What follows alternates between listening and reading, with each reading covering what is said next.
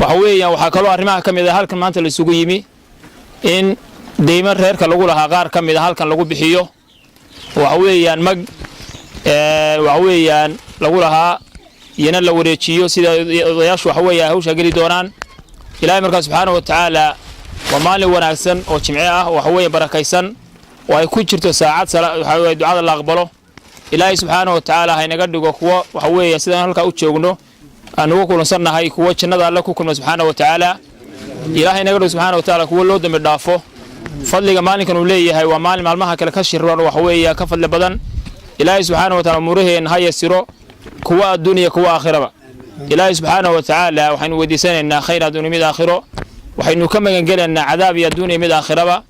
إلهي سبحانه وتعالى وحويا حوالي إنه بحين إنه وحويا ذلك لهانا هو بركيو إنك أنا أسيد إنه وصف ذي قوة كلها إنه وصف ذي أنت كده وحنكون رجينا يد أضياشة شرك أرمها سوحوي عقدني هاي ولا قلت رجلي وإنه فرني هاي وحويا يقول يا هند أبتياش إنه وصل وين أنا إياه إن شاء الله سوحويا مقبولة وناسن إن وحويا وحده وجدونتان عاديات وما سنتين أضياش أيام رجينا أضياشي جد ذا غير علمي يا أضياشي بيش علي محمود يا أضيال كلا الله صعده مناسبة دساك اللي يسوي يمي وحويه مج غير علمي اللي قولها إن لقول شيء هالك كان ولدي حق أوله هيد بيش علي محمود إلهي بقى مهدل حمدا كثيرا ومهد نغنائم بدن مناسبة دا أنه سوون من إنتا سيكو صابسان تهي markii hore arinta ninkiisa maxamuud in taag leeyahay caana baaciin daaqsiyay marka saaka waxaan rabnaa inaan cusub daaqsiina oo madasha quruxda badan baan noo sameeynay tolkayo inaanaan maxkamad iyo meel xun iyo si xuntoona aanan isugu iman ee meel wanaagsan sidii ay ahaan jirtay iyo toliimadu ahaan jirtay dhaqanku ahaan jirtay sharaftu ahaan jirtay iyo karaamadu inaanu isugu nimaadno oo wixii nagu kala maqan aanu ku kala gudoomano oo aanu isku cafino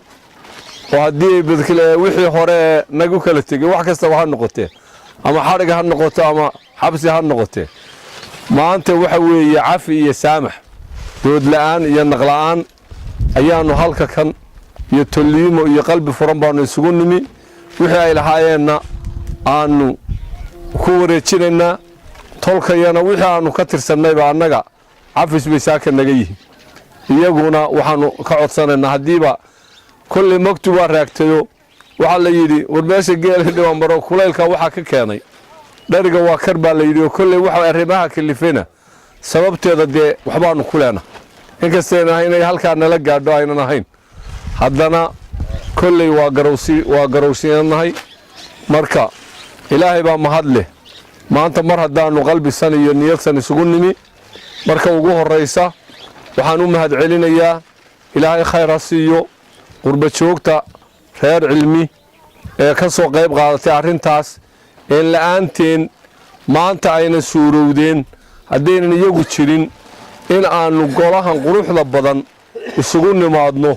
oo tolkayo xaqoodii aanu ku siino la'aantood ma suurowdeen waxaan leenahay ilaahay khayr ha idin siiyo mid badan Allah idin siiyo meeshaad ka soo saarteenna wax wanaagsan Allah idinku bedelo waxaan kala u mahad celinayaa ragga dhalinyarada mutacallimiinta ee beesha reer cilmi ee arinta u xilka saareyd ee akoonka haysay ee lacagtaas iyagu maanta gacanta iyadii oo dhan ku haya kuna wareejinaya gudida reer cilmi ayay ku wareejinayaan iyagana mahad dheeraad baan u celinayaa waxaan leeyahay hawshaad qabateen Allah khayr ha idinka siiyo iyo barako jazaakumullahu khayra hadda waxaynu wareejinaynaa marka hore lacagtii oo ay wareejinayaan gudidii akoonka ay ku wareejinayaan gudida reer cilmi ku soo dhawaada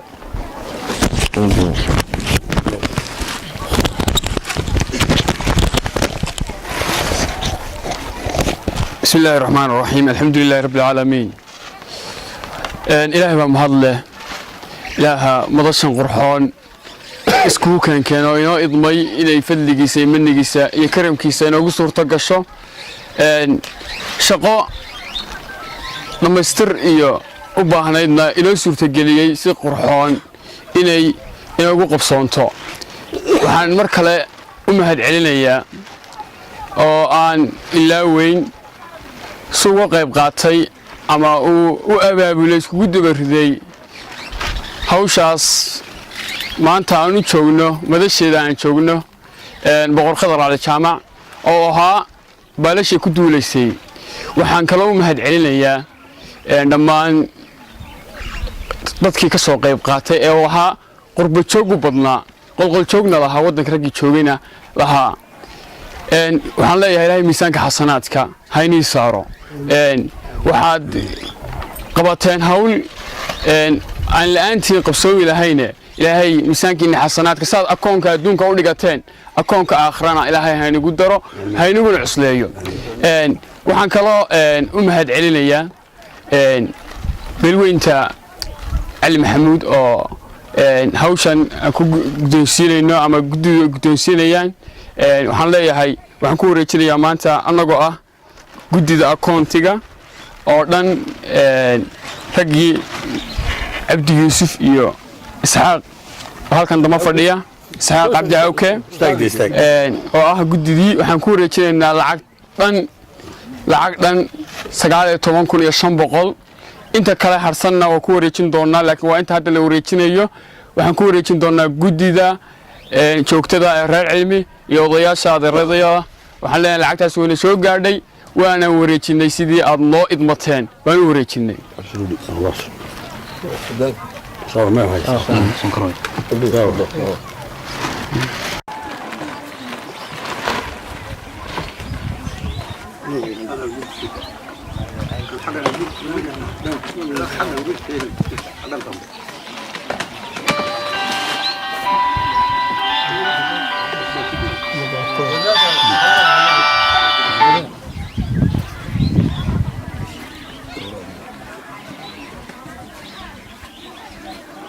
joogta cilmi iyo rag kamid ah oo wada joogta oo hawshan aad isaga saaray ugu horeeya boqor Khadar Ali Jaamac ilaahay waxaan leenahay ajar iyo xasanaad aad ka siiyo hawsha aad qabateen dhamaanteena waxa weeye waajib la idinku lahaa oo la inagu wada lahaa ayaa soo fududeyseen sida runtii waxaan doonaynaa haddii alla idmo inaanu halkan ku wareejino lacag ama kiis lagu leeyahay reer cilmi naalaye oo raagay oo muddo indoora jiray kiiskaas waa Salmaan Maxamed Ismaaciil Allah u naxariisto dadkii uu ka dhintay samariyay inaan ka siiyo magta waa baaqigeedii 99 halaad baa marxii ay ku heshiinay oo $500 hashii ay tahay $19,500 weeye magtaasi waxa weeye magtu way raagtay wayna raagaan maguhu sida hadda yarto xaaladoodu jiraan in ma yaryaal iyo adeeryaal idima dhicmin oo waxa weeye inaanu xumayno ma doonaynin waxa weeye waxa iska dhacday qadar waxa dhacay makiinas badan oo la isku leeyahay aan doonaynay inaanu in badan nagana saadey soo raacino hadda yarto waxaan u fadhiyo oo kiiskan afar ku yahay saddex kiis oo kale oo la doonay bishan December hadii alla idma dhamaantood iyagana in la wareejiyo sidaas oo kale waxa kale oo ka dambeeyay ilaa laba fays oo kale oo kiisoo miyuu walba yahay afar boqol saaran insha Allah ta'ala inuu samiriyo imaan ka siiyo inuu ku samirsiiyo inay ku samraan kiiska waxa weeye magta ay qaadanayaan inay ku sabaxo wax ma taraan laakiin waxa tara samirka illa samro oo lagu kala samro wixii la kala qaato oo la isku cafiyo oo waxa weeye la isku sanaado oo aan lagu kala bayrin ay budan كيسي شيف عاقلك بالويت محمود جراد ويان وين محمود النتاج وانين عانا سنو عانا بهنا وعان محكمة دي أنا سلق الله إلى نبرك اللي خضر بايدي كيس وانيك إنه كوا قرانا يو أدو نفرين كيس عارنت هو كده قاعد يجي وانو شالني كيس أبتي أنا ذنيت أمانتي وقراتو أقولوا وأنا قبل حييني هذا مسؤولة النوغة والسلام عليكم ورحمة الله وبركاته دعاد waxa ka dambeeyay ugu dambeeyay ba naana ka sameeya xafladda quruxda badan baan u qabanay waa raali baan iskaga nahay wax ka soo dhacayba rag baa ka hadlay waana ka talownay meel yar baan mahadnaqa aad baa loo badiyay way salaaman yihiin qoladan waa aad baan ugu soo dhaweynaa halkan qoladan reer Ali Maxamuud iyo odayaasha kale ee siyaad maxamuud ee meesha joogaba arrinta cidda aan weli loo oran waa mahadsantahay waxa weye boqorka hawsha boqorkuunbaa lahaa warbajoogtana boqorkuunbaa dhaqaajiyey haddaba boqorku aad buu u mahadsan yahay waa hawshii inaanu dee ka hadhinoo hawlaha kalena saa ugu mintido bay u baahan tahay waa dhexdayada warbajoogtana waxaan leeyahay anugu waa mahadsantiin oran maaye hawlkamadaalooyinu weli waa hogadii baa la yidhiyo baashu waa isdaba joogtaa waa bilow marka ha u qaadanina inay intaa tahay alxamdulilaah boqorka iyo beesha heer cilmi iyo munaasibadan iyo dhallinyarada heer cilmi naalaye axmed inta ka joogta odayaasha goobjoogga ee siyaad maxamuud dhinaca iyaga assalaamu calaykum waraxmatullaahi wabarakaatu bacda salaan waxaan aad mahad uga celinayaa munaasibadan quruxda badan ee isa saaran ee allabarigana ah iyo ilaah ka baqa kiiska iyo xaqana lagu wareejiyey aad iyo aad baan uga mahad celinayaa waxaan kaloo u mahad celinayaa beesha heer cilmi oo aanu kiiskaa in doora u daba joognay oo dabayaaqa lagu lahaa 39 halaad baa lagaga lahaa kiiskaasoo kaga hadhsanaa 39 halaad waxay ahaayeen mishan $100 waxay maanta nagu wareejiyeen 19,500 $39kiiba waa nagu wareejiyeen wixii aanu isla soo marray iyagaa ka hadlay oo iyagaa sheegay wixii aanu isla soo marray hadday xadhig tahay iyo hadday isdiiddo tahay iyo hadday qaabilaad xumo tahay iyo hadday waxraagis tahay cafi iyo misaamax baanu ku kala nahay waxaa kaloo jirta kiiskaasi maxkamad buu galay waa la cashuuray xeer baanu nimankaa daba wadnay aanu markii hore saamaxnay oo 15 halaad ah 15kii halaad sidaanu uga kacnay weeye sidaanu markii hore heshiiska ugu gallay weeye la soo qaadi maayo qolada idila socotaana soo qaadi mayso anna soo qaadi maayo